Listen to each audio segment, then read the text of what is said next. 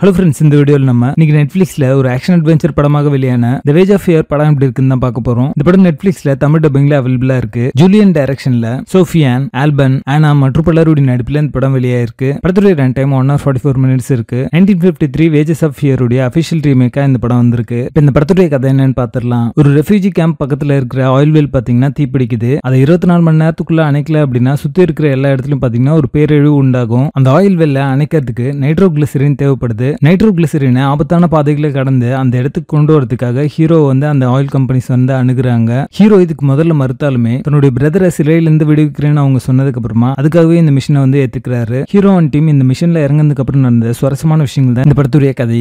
இந்த படத்துடைய positives and negatives சேர்த்தே பார்த்துடலாம். இந்த படத்துல ஆக்ஷன் சீக்வன்ஸ் எல்லாமே ரொம்ப நாளாவே கிராஃப்ட் பண்ணியிருந்தாங்க. அது விஷுவலா பார்க்கறதுக்கு ரொம்ப நாளாவே இருந்துச்சு அப்படின்னு சொல்லலாம். Edge of the seat experience கொடுக்குற மாதிரியான ஆக்ஷன் சீக்வன்சஸ் இந்த படத்துல இருக்கு. கண்டிப்பா இந்த படத்துல இருக்க சீக்வன்சஸ் எல்லாமே பாத்தீங்கன்னா ஆக்ஷன் மூவி ஃபேன்ஸ் சாட்டிஸ்ஃபை பண்ற மாதிரி அமைச்சிருக்கு அப்படின்னு சொல்லலாம். படத்துல நடிச்ச எல்லாருமே ஒரு நல்ல பெர்ஃபார்மன்ஸ் கொடுத்திருக்காங்க. தமிழ் டப்பிங் நீட்டா லிப்சிங் கூட ரொம்ப நல்லா பண்ணிருக்காங்க. 1953 வேஜஸ் ஆஃப் ஃபியர் படத்துல இருந்த மாதிரி ஒரு கேரக்டர் ஆர்க் அண்ட் டெவலப்மெண்ட் இந்த படத்துல மிஸ்ஸிங்கா இருக்கு. அதனாலே பாத்தீங்கன்னா எமோஷனல் போர்ஷன் சரியா ஒர்க் அவுட் ஆகல. படத்துடைய ஃபர்ஸ்ட் ஆக்ட் சரியா பில்ட் பண்ணி கொண்டு போயிருக்க மாட்டாங்க. ஒன்ஸ் இந்த மிஷன்ல அவங்க இறங்கினதுக்கு அப்புறமா தான் படமே இன்ட்ரெஸ்டிங்கா மாறும். அது வரைக்குமே பாத்தீங்கன்னா ரொம்ப டிராகிங்கா இருந்துச்சு அப்படின்னு சொல்லலாம். படத்துல நிறைய காட்சிகள் பிரெடிக்டபிளா இருக்கும். படத்துடைய பேசிங் ஆவரேஜா இருக்கும். மொத்தத்துல இது ஒரு one time watchable action adventure படமாக வந்திருக்கு. படத்துல ஸ்ட்ராங்கான அடல்ட் கண்டென்ட் இருக்கு. சோ ஃபேமிலியோட பார்க்கிறதுக்கு வாய்ப்பே இல்ல. தி வேஜஸ் ஆஃப் ஃபியர் படத்துக்கு எங்களோட ரேட்டிங் 6 out of 10.